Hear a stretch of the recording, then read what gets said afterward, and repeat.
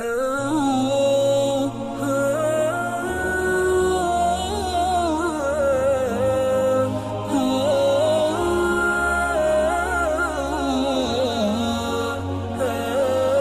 اللہ الرحمن الرحیم۔ نبی کریم صلی اللہ علیہ وآلہ وسلم نے فرمایا، درختوں میں ایک درخت ایسا ہے کہ اس کے پتے نہیں جھڑتے، اور مسلمان کی مثال اسی درخت کی سی ہے، بتاؤ وہ کون سا درخت ہے؟ یہ سن کر صحابہ کرام کا خیال جنگل کے درختوں کی طرف دوڑا۔ حضرت عبداللہ رضی اللہ عنہ نے کہا، میرے دل میں آیا کہ وہ کھجور کا درخت ہے، مگر میں اپنی کم سنی کی شرم سے نہ بولا۔